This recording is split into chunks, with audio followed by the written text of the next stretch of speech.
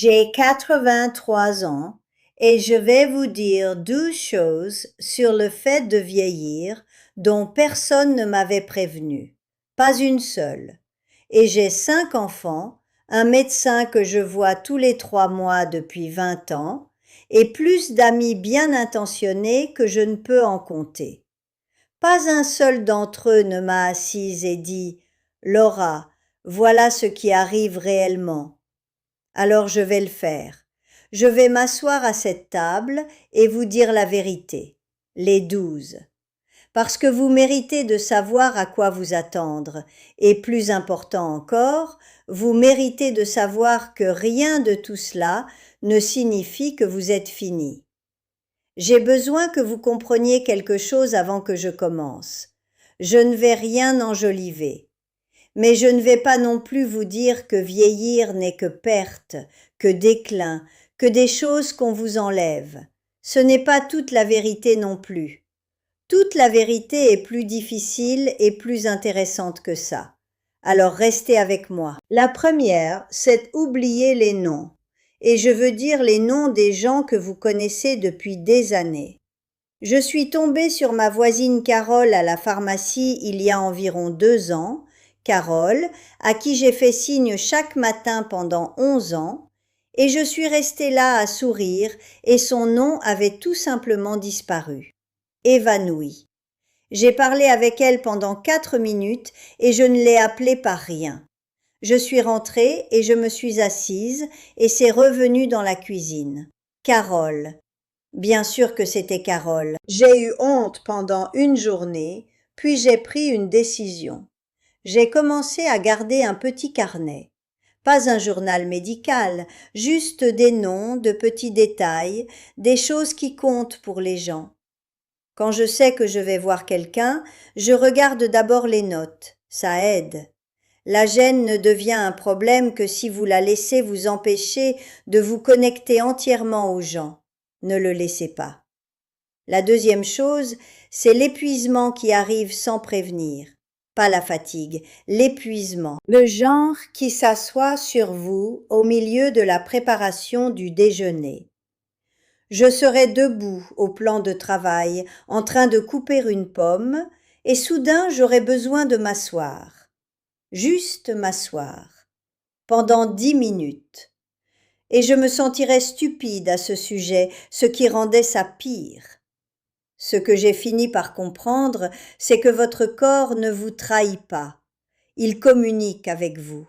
Respectez-le. Découpez votre journée en plus petits morceaux. Reposez-vous sans culpabilité. La culpabilité de se reposer est un gaspillage de la petite énergie que vous avez. La troisième, c'est le poids qui apparaît sans invitation. Je n'ai pas changé ce que je mangeais. Je n'ai pas arrêté de bouger. Et pourtant, vers 81 ans, mon corps a simplement commencé à fonctionner selon d'autres conditions. Le métabolisme ralentit. C'est comme ça. J'ai arrêté de lutter contre ça comme je luttais. Et j'ai commencé à travailler avec ce que j'avais réellement. De plus petites portions, plus de légumes du jardin, une marche chaque matin, même quand ma hanche se plaignait. La marche n'est pas négociable. Ce n'est pas négociable parce que ce n'est pas seulement une question de poids. C'est une question de garder la mécanique en mouvement. La quatrième, ce sont les rendez-vous médicaux. Le volume énorme qu'il y en a. Après la mort de Vincent et quand j'ai vieilli, j'ai eu l'impression que tout mon calendrier était devenu une série de salles d'attente. Tension artérielle, densité osseuse, examen des yeux, le cardiologue, le rhumatologue, le contrôle du contrôle. J'étais épuisée par la gestion de mon propre corps avant même que les rendez-vous n'aient lieu. Voici ce que j'ai fait. J'ai acheté un calendrier simple, papier, pas un téléphone, et j'y ai écrit chaque rendez-vous au stylo rouge. Et avant chacun, j'écrivais 3 questions que je voulais poser. 3, c'est tout. Ça m'a donné une sensation de maîtriser quelque chose plutôt que d'être simplement baladé entre des salles. Vous avez le droit de prendre en charge votre propre santé. En fait, vous en avez l'obligation. La 5e chose, c'est la concentration, ou plutôt la perte de celle-ci. J'ai lu toute ma vie. Les livres étaient la façon dont je traitais tout, le chagrin, l'ennui, l'hiver, la solitude. Après la mort de Vincent, je prendrais un roman et 20 minutes plus tard, je réaliserais que j'avais lu le même paragraphe 4 fois et que je n'avais rien retenu. Ça m'a fait plus peur que presque tout sur cette liste. Je pensais que ça voulait dire que quelque chose n'allait profondément pas. Ce que j'ai fini par apprendre, c'est que la concentration, comme un muscle, doit être travaillée. J'ai commencé à lire en séances plus courtes, 30 minutes, puis une pause. Je fais des mots croisés chaque matin. J'écoute la radio et je suis les informations attentivement. L'esprit répond au fait qu'on lui demande de travailler. Il a juste besoin qu'on le lui demande de façon constante et patiente, pas d'un coup dans la panique. La 6e est celle sur laquelle je veux passer le plus de temps parce que je pense que c'est celle à laquelle les gens sont le moins préparés. C'est la solitude. Le genre qui vient du fait de regarder votre cercle rétrécir et de ne pas savoir comment le reconstruire. Mon amie Ruth a déménagé pour être près de sa fille dans un autre État il y a environ 4 ans. Mon amie Margaret est décédée il y a 2 hivers. Mon amie Grace, nous nous connaissions depuis la quarantaine, la mémoire de Grace était partie si loin à la fin qu'elle ne connaissait plus mon nom quand j'appelais. J'ai continué à appeler quand même, parce qu'elle riait encore au bon moment et c'était suffisant. Mais je l'ai perdue par étapes, ce qui est une sorte de chagrin en soi. Il y a eu des semaines après la mort de Vincent où le téléphone n'a pas sonné une seule fois entre dimanche et vendredi. Je m'asseyais à cette table et j'écoutais le silence et je pensais, je me demande si quelqu'un le remarquerait. Pas d'une manière sombre, juste d'une manière factuelle. Un inventaire silencieux de combien mon monde était devenu petit. Après une semaine particulièrement longue et silencieuse, j'ai commencé à écrire des choses, juste pour moi. Des notes sur ce que je comprenais. Comment faire en sorte que le silence ressemble à un choix plutôt qu'à un abandon? Comment construire quelque chose de nouveau quand l'ancienne architecture de votre vie sociale s'était en grande partie effondrée? De petites règles, de petites vérités. C'est ma petite fille Claire qui a trouvé ce carnet des mois plus tard et a tout lu sans me le dire d'abord. Elle est revenue le lendemain et a dit « Mamie, d'autres femmes ont besoin de lire ça. » C'est elle qui l'a mis en ligne. Elle l'a appelé le guide définitif de la liberté.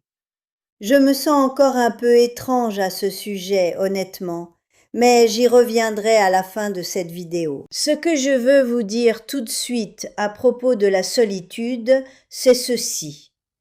Vous ne pouvez pas attendre que les liens reviennent d'eux-mêmes. Ils ne reviendront pas. Vous devez construire délibérément. Je me suis appliquée à dire oui à des choses que j'aurais peut-être refusées auparavant. L'invitation à prendre un café d'une voisine, un groupe à l'église que je n'avais jamais essayé, un appel téléphonique avec ma petite fille Claire chaque jeudi soir qu'elle a commencé et que j'ai maintenu. De petits filles, tissées avec soin, finissent par faire quelque chose qui tient. La 7e chose, c'est la mobilité, la perte silencieuse de celle-ci. Je n'ai pas remarqué que ça arrivait. C'est ce que je veux que vous entendiez. J'ai remarqué les résultats. Le fait de tenir la rampe, d'y réfléchir à 2 fois avant de me baisser, d'éviter tout ce qui exigeait que je me mette par terre. J'avais fait des ajustements sans les nommer comme des pertes. Et au moment où je les ai nommés, la chute était déjà arrivée. Je ne vais pas raconter la chute en détail aujourd'hui, j'ai déjà raconté cette histoire. Ce que je vous dirai, c'est ceci. 11 heures sur un sol de salle de bain clarifieront votre pensée sur ce qui compte. Après être rentré de Meadowbrook, après m'être battu pour sortir de cet endroit et être revenu à cette maison, j'ai commencé à bouger chaque jour sans exception. Des exercices sur chaise, des marches lentes, du travail d'équilibre près du plan de travail de la cuisine. Pas parce que j'aimais ça, parce que j'ai enfin compris au niveau cellulaire à quoi ressemblait l'alternative. Bougez, chaque jour, tout ce que votre corps permettra. La 8e chose, c'est le sommeil. La cruauté d'être fatigué et incapable de dormir en même temps. Je serai épuisé à 8 heures du soir et éveillé à 2 heures du matin sans possibilité de retour. Allongé là dans le noir à écouter la maison. J'ai essayé le lait chaud, j'ai essayé de lire, j'ai essayé de ne pas lire. Ce qui a finalement fait une vraie différence, c'est la régularité. La même heure pour se coucher, la même heure pour se lever, sans exception, même les nuits où ça n'avait pas marché. Votre corps apprend le rythme finalement. Aussi, et je dis ça d'expérience, arrêtez la caféine à 2 heures de l'après-midi. Je sais que ça sonne tôt. Faites-le quand même. La 9e, c'est la vue et l'ouïe. Les 2 sens qui vous relient aux autres. J'ai eu mes lunettes de lecture il y a des années et j'ai résisté au verre progressif jusqu'à ce que mon ophtalmologue refuse tout simplement de négocier davantage avec moi. Je résiste aux choses par orgueil. C'est une de mes qualités moins attrayantes. L'audition a commencé à baisser plus récemment et je n'ai pas encore complètement fait la paix avec ça, je vais être honnête. Les conversations dans les pièces bruyantes sont difficiles. Les restaurants sont un défi particulier. Ce que j'ai appris à faire, c'est me placer de façon à faire face à la personne que j'ai le plus besoin d'entendre, et je demande aux gens de se répéter sans m'excuser de demander. Vous ne devez à personne des excuses pour les changements de votre corps. La 10e chose, c'est la sensibilité à la température. Et celle-ci m'a surprise. J'ai toujours eu tendance à avoir chaud. Vincent plaisantait en disant que j'étais le thermostat de la maison. Mais vers 80 ans, le froid a commencé à me traverser d'une manière qu'il n'avait jamais eue auparavant. Je porte maintenant des couches quelle que soit la saison. Je garde un gilet sur le dossier de chaque chaise dans la maison. Ça semble petit, ça compte plus que vous ne le penseriez. Les petits ajustements physiques, faits sans drame, sont ce qui vous permet de traverser vos journées confortablement. La 11e chose, c'est le tempérament, la mèche plus courte. Je ne suis pas fière de celle-ci, mais je vais vous dire la vérité. Il y a eu des mois après ma chute, après le temps à Meadowbrook, après être rentré à la maison et m'être battu pour reprendre ma propre vie, il y a eu des mois où j'étais en colère contre des choses qui ne méritaient pas ma colère. La télévision, le courrier, un bocal qui ne s'ouvrait pas, de petites choses qui s'ajoutaient à de grandes choses et me faisaient basculer. Ce qui a aidé, c'est de le nommer.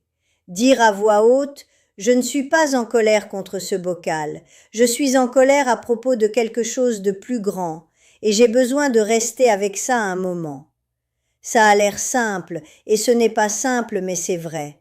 Sachez ce que vous ressentez réellement.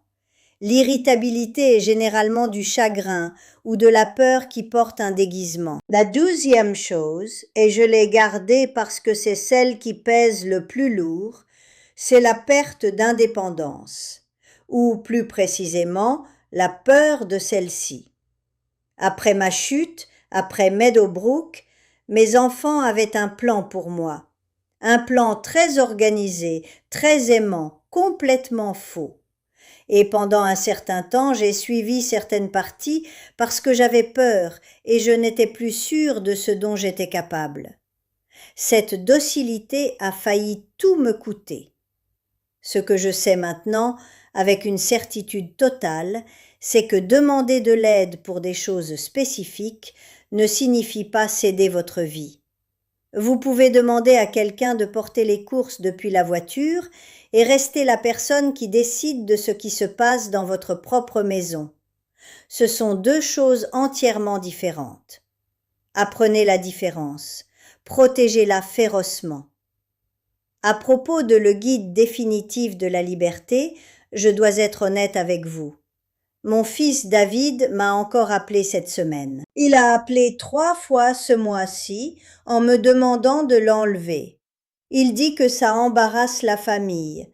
Il dit que je rends public des choses privées. Linda est d'accord avec lui. Et je me suis assise à cette table plus d'une fois en pensant à juste le laisser tomber silencieusement. Parce que j'ai 83 ans et le conflit me prend quelque chose qui met plus longtemps à revenir qu'avant. Mais ensuite, j'ai lu une lettre d'une femme qui disait qu'elle avait été sur le sol pendant 9 heures et qu'elle pensait que c'était fini, et elle a lu ce que j'ai écrit et a décidé que ce n'était pas le cas. Et je ne peux pas l'enlever. Le lien est dans le commentaire épinglé sous cette vidéo. Je ne sais pas combien de temps encore j'aurai le cran de le garder là. David insiste, et je suis fatiguée. Mais il est là en ce moment. Si quelque chose que j'ai dit aujourd'hui vous a trouvé là où vous êtes réellement, allez cliquer dessus. N'attendez pas un meilleur moment. Si l'une de ces 12 choses ressemblait à votre vie, laissez-moi un like. Ça me dit de continuer. Je lis chaque commentaire que vous laissez ici, chacun. Alors, si vous avez été avec l'une de ces choses en silence et vous êtes demandé si vous étiez la seule, dites-le moi. Vous ne l'êtes pas. Abonnez-vous si vous voulez continuer à parler. Chaque semaine, je m'assois à cette table et je vous dis la vérité sur ce à quoi cela ressemble réellement de l'intérieur. Parce que quelqu'un doit le faire. Et à 83 ans, j'ai décidé que ce quelqu'un, c'est moi.